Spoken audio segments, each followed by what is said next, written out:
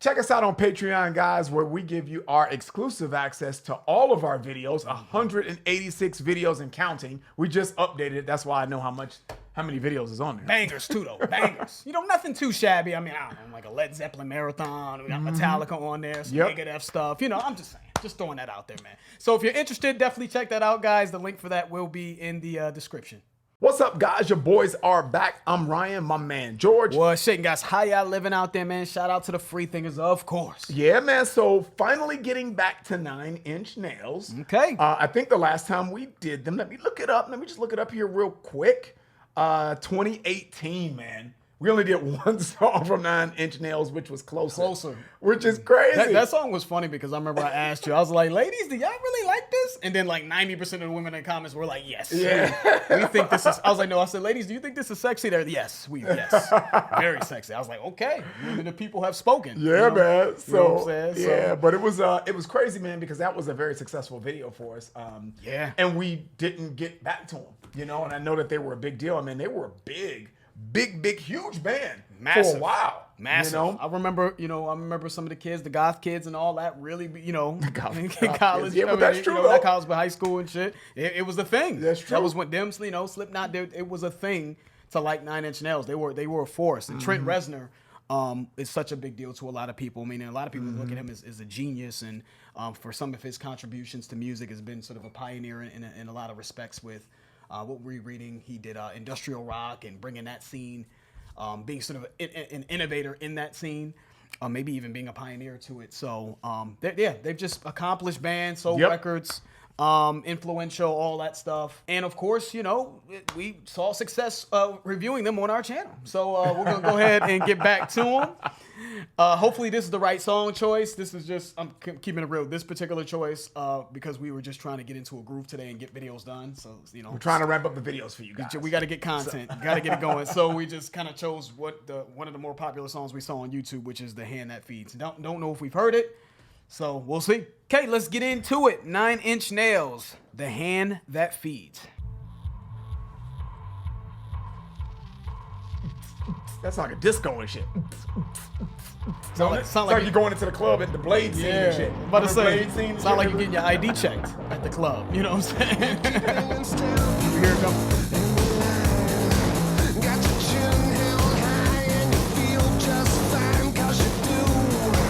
I was about to say, oh, girl, you really got me now. Yeah. You got me so kissy that night. You really got me. You really got me. Who is that? The Beatles or some shit? Who is that? I don't know. Van Halen? Oh, no, wait. It says the Kinks. The Kinks. That's what it said. Or Kinks. I always put the, because when it's old, I always just put the in there. I'm like, yes. It is the Kinks. Yeah, it is The actually. Kinks. Okay. 1964, the Kinks, and it looks like Van Halen may have remixed it in 78, but I don't know because it says You Really Got Me. So it could be a different You Really Got Me, or it could be a cover of You Really Got Me by Van Halen in 78. Yeah. But the Kinks in 1964. That's what this sounds like to me, at least. Girl. That fucking Blade scene and shit. They're coming into the damn club at the beginning. That and the Matrix and some shit.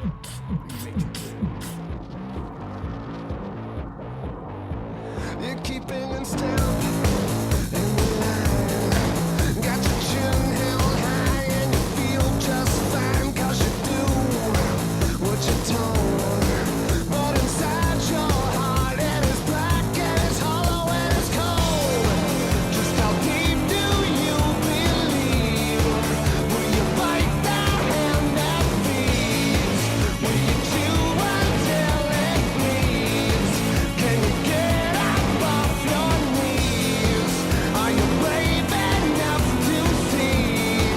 Do you wanna change it?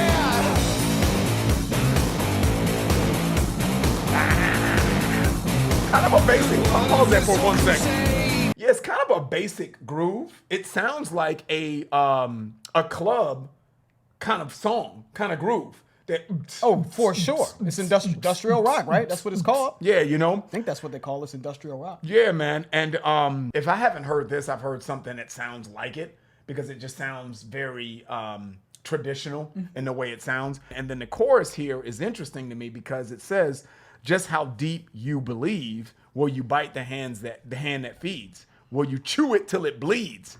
Can you get up off your knees? Are you brave enough to see? Do you want to change it? So I don't know what the hell they're talking about, but if I'm gonna take a gander at this, I'm gonna take a stab at it, man. Maybe it's just maybe you're basically selling out, so to speak, doing something that you don't want to do, you know. But because you can't bite the hand that feeds you, right? You know, you gotta live your life on your knees, so to speak. You know what I'm saying? To make money or whatever case, or you're just doing something against whatever principles that you believe in. Yeah. You know, that's kind of what that's saying to me. I feel that. You know, because I think we all can. This to me is the techno rave version of Boston Peace of Mind or some shit. To me. This is the rave version of what he was talking about. You know what I'm saying? It feels like that. I think you're on the right track though, Ryan. You because know. I look at the first verse before the chorus. He says you're keeping in step in the line. You're staying in line. Got your chin held high, you feel just fine because you do what you're told. Mm-hmm. But inside your heart is black, it's hollow, it's cold. So you're not like literally what you were just kind of alluding to, man. It's just you're not participating or following what you believe. You're just following the structure of what's been laid for you because you do what you're told. Mm-hmm. But you, as a result of that, like part of your soul is missing, right? Yeah, exactly. You don't when you look in the mirror. Something feels empty, you know? So I think same thing with what was said decades before, you know, with Boston and you know, him going to, what is it? I was about to say Kinko's, Polaroid. Working at Polaroid. That's the same thing, though. I mean, same kind of. Working at Polaroid, but then using that money from Polaroid to fund his dreams so he can follow his dreams, fund his career so he can follow his dreams. He was breaking out of that mold, that structure. Yep. Mm-hmm. Because he felt empty. And that's why I said this seems like the modern rave version of that song. Yep. But are you brave enough, though, right? Yeah, are can you you brave do it? enough to get up off your knees, right? Can you do it? Are you brave enough to take that leap of faith, so to speak, that you, that I guess you would be biting the hand that feeds you because you're kind of breaking the cycle because you going just don't against the grain a little right. bit. You know what I'm saying? But are you brave enough? I think that's cool. Yeah. Lyrically, I think it's a good song, man. All right, man. Let's keep it going. What if this whole crusade's a charade? And behind it all there's a price to be paid for the blood which we died just to fight in the name of the holy and the divine. Just how deep do you believe? Will you Take the chorus again. Yeah.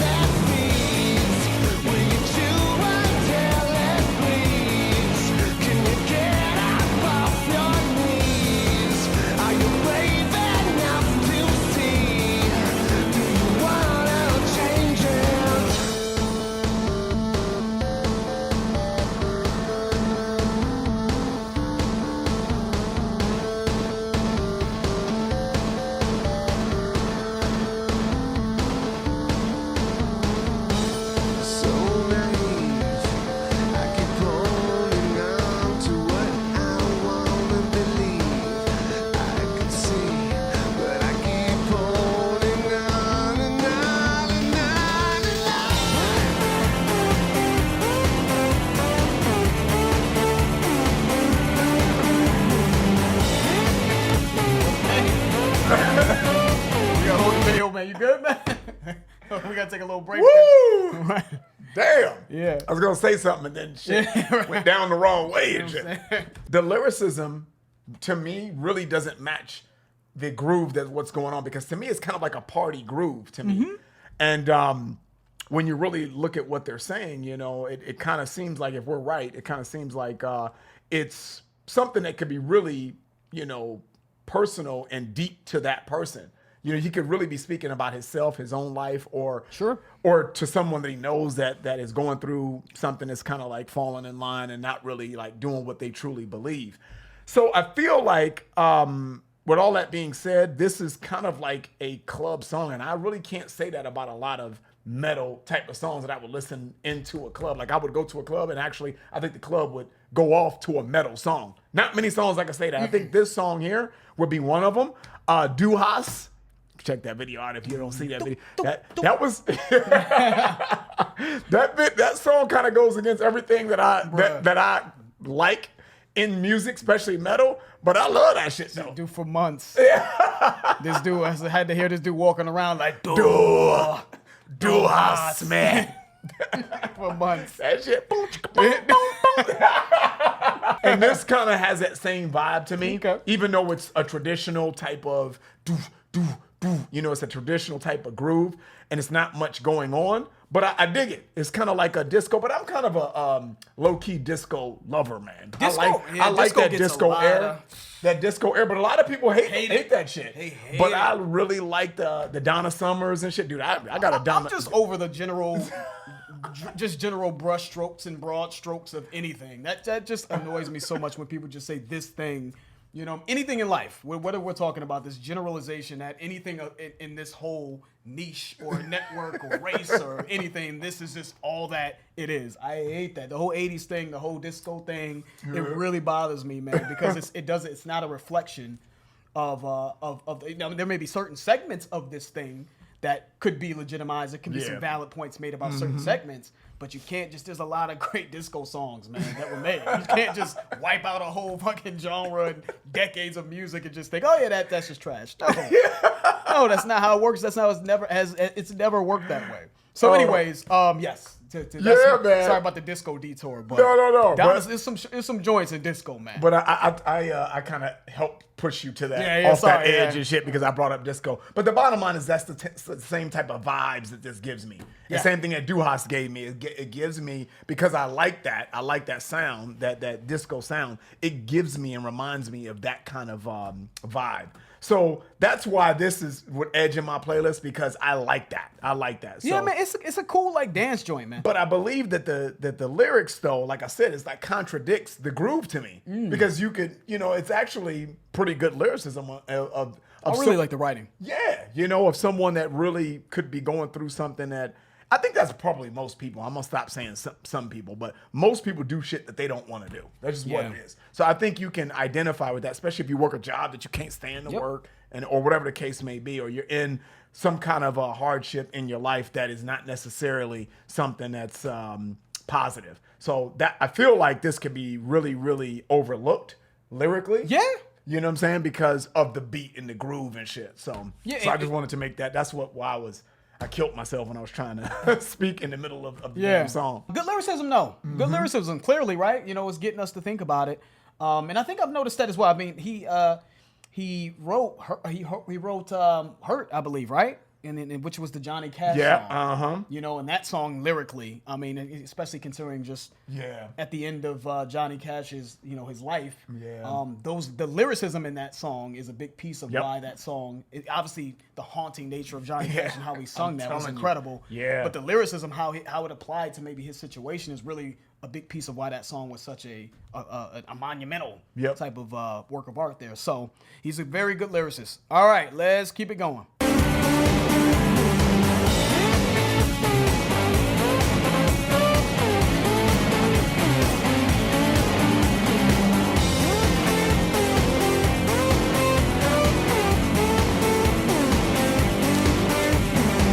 Will you bite the hand that feeds you? Will you stay down on your knees? Will you bite the hand that feeds you? Will you stay down on your knees? Will you bite the hand that feeds you? Will you stay down on your knees? Will you bite the hand that feeds you? Will you stay down on your knees? Will you bite the hand that feeds you? Will you stay down on your knees? Will you bite the hand that feeds you? Will you stay down on your knees? Will you bite the hand that feeds you? Will you stay down on your knees? Will you bite the hand that feeds you? Will you stay down on your knees? This outro here, will you bite the hand that feeds you? Will you stay down on your knees? They kept reciting that over and over and over again. To me, that was like the call of action. Wake up. That was like their call to action, and that was like their motivational outro. Because to me, it wasn't even musical at that point. Wake It up. was like, motherfucker, are you gonna wake up? That's kind of what that outro sounded like to me. It was like, this is the call to action. Like, dude, when are you guys gonna wake up? Will you bite the hand? Bite the hand that feeds you. Will you break out of the matrix, so to speak? Yeah. It's just the wake up thing, you know? Yeah, man. And I think we all get to a place where we're complacent. I think when you ask most people how they're doing in life, and especially if you're asking them to stretch themselves or challenge themselves or grow or do something that's uncomfortable for them, what do they say? Oh, well, I'm doing okay. I'm all right, though. I'm cool. Most people will say that, you know, because we get stuck in this complacency state, you know, because you don't want to bite the hand that feeds you. You know, and I could be way, way wrong in how I'm interpreting this, guys. I don't know, but I think that's the way. I think that's the point of the song. Honestly, you know what I'm saying?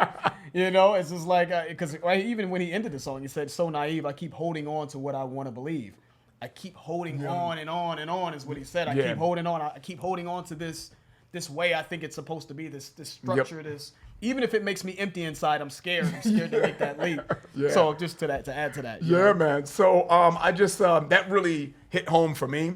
I thought the song in totality is okay. I like it though because again, I like that disco type of vibe to me, and that's kind of the way it sounds to me, even though that may not be their intent. So I apologize if there's any 9 Inch Nails super fans that are like, no, it's not disco, and that's not what the intent is. Maybe it isn't. That's just the way I'm interpreting it. But outside of all that, man, I think it's gonna make my playlist. I like the song. I'm glad we got back to 9 Inch Nails, man. And yeah, I think that's pretty much it. Yeah, they 0 for 2 over here, man. They 0 for 2 over here. I really love the lyricism in this song. I really do. And any contributions that Trent and this band has made to industrial rock, because there's some industrial rock songs that I really like, and it's not a style thing actually, because I do like a lot of songs like this, but I just feel like I don't know, I've heard songs that had this type of industrial feel and groove and club groove that just had more impact on me. It isn't really Gotcha. Now again, they may have been the pioneers and created this whole scene, which is why I want to give them respect, because there are some songs that I like this, and those songs may not have been in existence had it not been for Trent and this band and whoever, them doing their thing. But it's just the groove is just pretty standard club groove that I feel like I've heard a billion times before, and it really nothing in it that really caught me. Chorus is okay. I heard similar types of melody and sound in the chorus. Again, they may be the pioneers of that, but I've heard that. But the lyricism, honestly, is what grabbed me in this song. I think he did a great job. Like I said, it's just to me a rave version of Boston Peace of Mind. You can provide those refreshers that people need in life to maybe kind of reflect on their life and just reflect on if they're happy. Some people are happy within a certain structure. It's all about the pursuit of happiness at the end of the day. So whatever makes you happy, go for it. But if you're not happy and you're doing some shit you don't want to do, a song like this maybe will be able to wake some people up, And that's it for me. Give me something else. Give us something else from 9 Inch Nails, man. I don't know, maybe, because they were a big band, so I'm sure I can find something that I like, Give us some other suggestions for them, man. And that's it, man. If you guys enjoyed that, please hit the like button. If you haven't subscribed, please subscribe. And also, guys, check out our Patreon channel if you're interested. It will allow you to get exclusive access to our content. The link for that will be in the description. I'm George. That's Ryan, Las Vegas. We out.